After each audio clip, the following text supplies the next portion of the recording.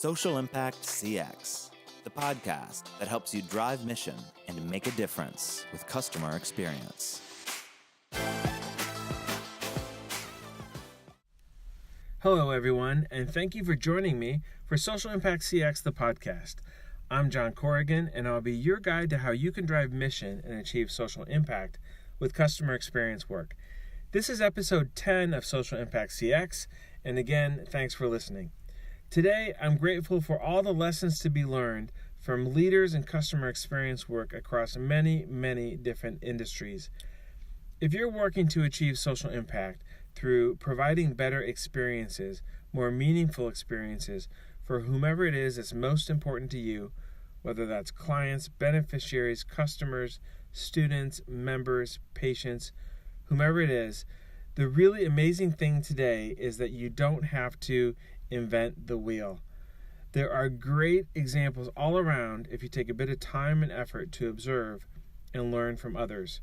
So while CX may be a somewhat newer professional discipline that has come forward over the past decade or so, I think it's fair to say that there are tons of great examples of customer experience work out there that represent concepts to be repurposed into the social impact and nonprofit sectors with just a little bit of imagination. And that's a big part of what we're doing here at Social Impact CX. Episode 10 of the Social Impact CX podcast is the second part of my recent conversation with my good friend and customer experience expert, Thomas Martin. Thomas is a seasoned customer experience leader, and he has tons of amazing career experience in working with customer-focused teams across industries such as hospitality and entertainment. He's done what I would call really groundbreaking work in fields such as the hotel industry. Just think about this for a minute. If someone arriving at a health clinic or a community fundraiser or an affordable housing meeting felt as delighted as hopefully someone feels when they arrive at a boutique hotel, how would that change the emotional response and connection with the people that you're working to serve? I'm not talking about expensive new concepts that would require a huge budget. I'm talking about working together as a team to set the stage, working together to create memorable experiences that are purposeful and personal, meaningful, and designed to connect with whomever it is that you're working to serve. Why wouldn't you want to create a sense of goodwill and hopeful expectation? While the service or solution you offer may not include the glamour or stylishness of a boutique hotel experience, that's not to say that you can't explore how to get your clients or beneficiaries excited and connected in anticipating something good so that they'll feel a connection that they may not even be aware of and have good emotions to associate with your organization or your business. Why wouldn't you want them to have a clear sense of good things to come? That sense of good things to come does not have to be exclusive to an exclusive boutique hotel. It is certainly applicable to and equally relevant in a social impact or nonprofit environment. It's really about how you're making a connection to be more effective in your work. However, I hope that you've had the opportunity to listen to episode 9 of Social Impact CX, because in that prior podcast, Thomas makes some great points about learning versus training, and I also really liked his discussion about team members versus employees. And that's really important to understand whether an organization is talking about team members or whether they're talking about employees. To create meaningful experiences for whomever it is that you're working to serve, it's going to take teamwork, real teamwork. Most likely the type of effort that's going on it's going to come from members of a team, not just employees of an organization. And that's an important distinction. And while the difference between team members and employees may sound like a nuance to you, trust me, it's not. Team member versus employee is a huge distinction, a different lens to view your colleagues and your organizations from. It's a different way to approach creating better experiences and improved results because we're working together as a team. It's a really important concept. Thomas talks about that in order to really have a team that is on board with going the extra mile and taking ownership of creating a good experience for the people that you're working to serve, And reframing your old ideas of employees and changing your thinking to everyone being on the same team is really important. If you've not caught the first part of my conversation with Thomas that's in episode 9 of Social Impact CX, I urge you to check it out. So just to recap, I've had the chance to spend some time with customer experience expert Thomas Martin talking about customer experience and social impact. He shared his thoughts with me on ideas such as how learning, leadership, and narrative intersect when you're working on customer experience initiatives, and that conversation is coming up. Another great point he makes in this segment of our conversation that's to come, it has to do with data and where you get your data. But let's get back to the conversation with Thomas here. And so as we do, just a reminder, the Social Impact CX podcast episode 10 is the second part of my conversation with Thomas.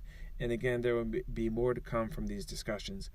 If you have a question or comment about what Thomas and I are talking about in this episode, please send an email to comment@socialimpactcx.com. Also, as usual, you can comment or connect on Twitter, LinkedIn, YouTube, or SoundCloud, and I'll provide detailed contact info at the end of this recording once again. So without further delay, here is part 2 of my conversation with Thomas Martin. I hope you find it as interesting as I did. In the book I'm working on, which is focused on driving mission with customer experience work, I have a whole chapter on collaboration. And while email may be a very valuable tool in some cultures, and it's a great part of the mix, the power of narrative and the power of sitting at a table with people, the power of talking with your team members and sharing experiences can never be underestimated. And it goes back to this point of to really learn. We learn from each other, and you have to go beyond email and to get to true collaboration that helps you end up delivering a product or service or solution that provides the experience that you're hoping for, I think, in industry or market. And I've, be it a training class or being at any kind of a communication opportunity, if it's a quick stand up before a shift starts, if it's a monthly town hall kind of meeting, but I've encouraged managers, share an anecdote, share an example of when you were human. Yeah. And maybe you learned from a mistake. And also when you're introducing, if it's new concepts, whatever the case may be, but when you've got someone, I call these they're your ambassadors. Maybe they're the ones who are already performing something in a certain way, or they're the ones who are catching on, and have them share that personal story. And I've never not had this happen when someone who may have been uncertain about what the expectation was, who will say, well, I do that too. Right. Exactly. But now they have this real world example as opposed to the textbook page 72 that we were talking about. But also we put it in a language that they understood. Some people get the storytelling is a great way that I think a lot of companies are doing training now. Absolutely. I came to customer experience work via the world of marketing, technology marketing. And in good marketing, the power of narrative is absolutely huge. And I think narrative is critical to achieving good customer experience work. It's foundational. You want to understand your customer story, but at the end of the day, you also want to understand your team members' stories, and you want them to be able to understand how their story can engage or impact somebody else as well too. And sometimes those stories take us on a whole other journey of we learned something that we didn't know as leaders. Yeah. All of a sudden now we're hearing about, my Midwestern isms are coming out, like there's more than one way to skin a cat. Yes. Sorry, Grandma. But there is, and sometimes people are out there doing things that we're not aware of, and then we hear these stories that there may be a better way or a different way, which, okay, so if we have compliance, that can sometimes be an issue. But if you're talking about someone who has been innovative, everybody thinks they're the world's best leader and the world's best communicator, but sometimes it's out there in your team members. They're Right. they're going to be your best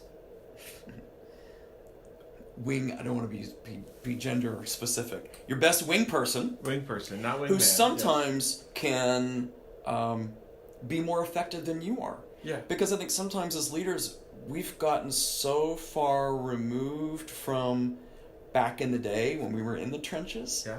and it's not intentional, that we forget there's a gap. And I often say to leaders when someone has done something, I hate to use the word wrong, but they need some coaching. Yep. And I say, you know what? Before you go out there and point the finger, there's 3 more pointing right back at you. Did you give them the right learning? Yep. Do they have all the information they need to know? And have you given them feedback? Have you observed? And so before you pounce, you got to look at yourself, because oftentimes we forget that not everybody is in the same skill set that we're at. They don't have the same kind of information that we have. And did it transcend from the world that we speak in every day into a world that they speak every day? So I think what's fascinating is that a leader who is consuming output from a Net Promoter Score program or a Voice of Customer program or whatever that is, where you're getting input from your customers, your clients, patients, whomever that is, as you read and interpret the results from that, what you're actually learning yourself is how well your team members have, on the very front lines of your organization, how well they've been able to convey those things to your customers or your clients or whomever. And that's where the work is. You didn't want to use the word wrong previously. And if you view the results as they're not wrong, it's the work that you have to do that's in front of you. And it is about teams and collaboration that in order to solve whatever it is you're solving for, it's a whole different way to look at your organization. There's a certain level of interpretation. Yep. Because some people will get the message better when they listen to you, some people will get it better when they see it, and some people will get it better when they can get their hands on it. Adult learning, we all learn differently, and so we also have to think about, we need to have a little bit of all of that when people are learning. I had a great example that I used not that long ago in a supervisory class, and we were talking about basic communication from a leader and having an individual, well, can you repeat back to me what I just said? Well, sure, I can be a puppet and tell you what you just said. That doesn't mean I understand what you just told me. So same thing about, okay, Right. I recently did a project for a company, and it was all about, you memorized and I better not use the exact word, you memorized our mission, and you could stand in front of the group and you could reiterate the mission to everybody, and you got certified and you got a little card to carry around. Well, that's great that I memorized my lines for the play, but do I really understand what they mean? Right. So great, I memorized the mission, but do I now know how to act upon that? Do I now know how to be an ambassador of that? Do I now know how to make it authentic when I deliver it? This company actually came back to me and said, can you help us pull that through our interactions? Because it's not transcending through the interactions. Right. So That's the work to be done. I think so many times in customer experience work, that how do you pull what that core is that you're hoping is part of the learning experience for your team members. And that's why this all ties together, because you want to be able to pull it through to what happens with your customers. One of the things that I said, and I had to be very careful, is you have to stop celebrating in orientation that somebody memorized something. There you go. Because you're putting all your emphasis in, I memorized it, but they didn't know what to do with it. Right.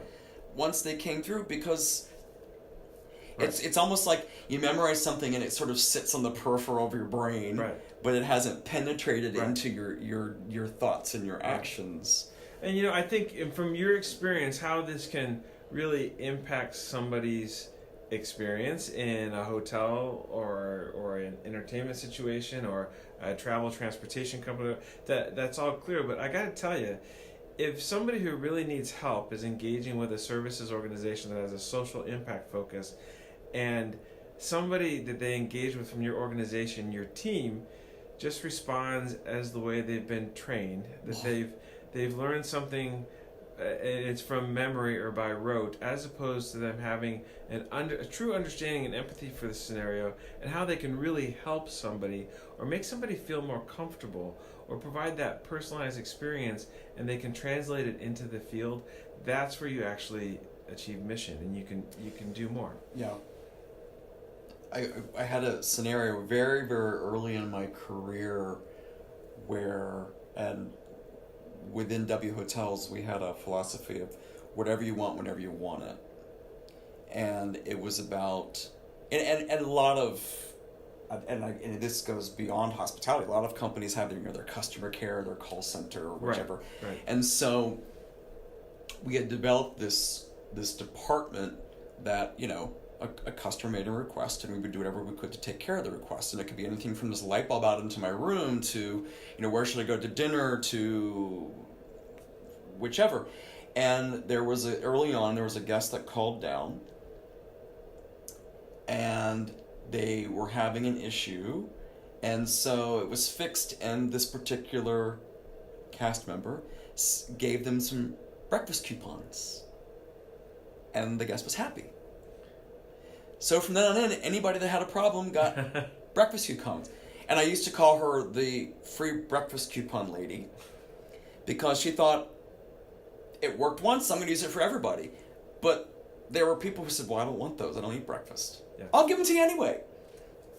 And so she wasn't, to your point, she wasn't Translating. She wasn't translating. Yeah. She wasn't emulating Yeah. what we were looking for. She was obviously not comfortable with freedom and framework. So she Right. found one thing that worked, and so she stuck with it. Now, one of the best things that worked for her is storytelling. We got other people to share their experiences and what they did. Right. And it wasn't always about the tangible. It wasn't always about money. Sometimes it was just simply the apology and the empathy in your voice that worked. Right. And so I wanted to circle back to that, because it's a continual journey of what your customers want and what you want them to experience with you.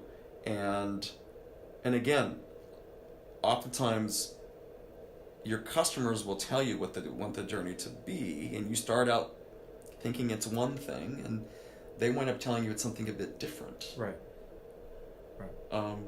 And who hears most of that? Your employees. See, Yeah. listen to me, old habits die hard. Your team members.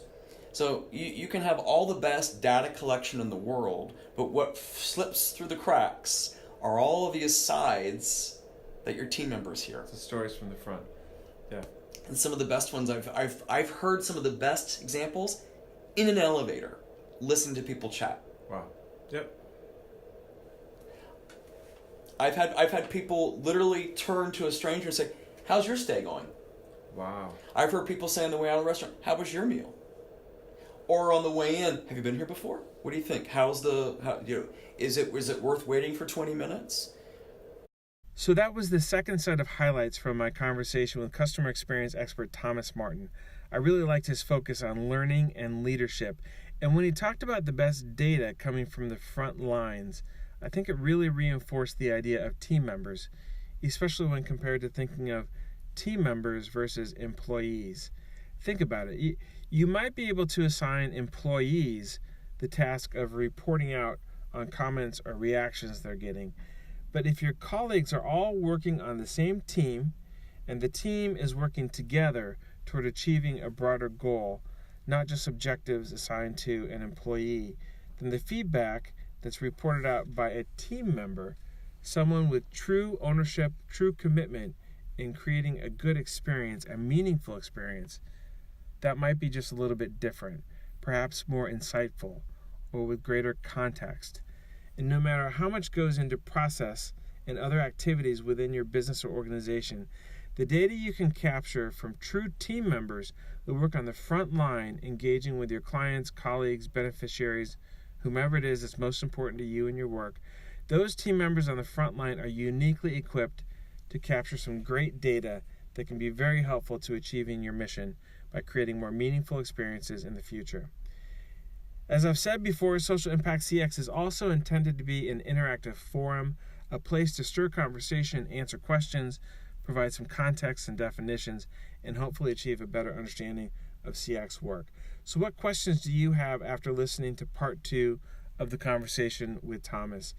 You can ask a question or make a comment at Social Impact CX a couple different ways. First, you can send an email to comment@socialimpactcx.com. That's comment@socialimpactcx.com. You can also find us on Twitter and post a question there. Our Twitter handle is @SocialImpactCX, and if you feel so inclined, please include a hashtag of SociImpCX. And please follow us on Twitter to stay up to date with new podcasts and other related content as well. You can also find me, John Corrigan, on Twitter with my handle @JFCorrigan. Or if you're listening to this podcast via YouTube, feel free to post a question in the comment section there, and we'll do our best to reply or include your question in a future podcast. And while you're at YouTube, please subscribe to the Social Impact CX channel as well. This is John Corrigan reminding you that, especially in social impact work, it's important to understand that your mission is really all about someone else's journey. And the more you know about someone's journey, the more you can help. Thanks for listening to Social Impact CX.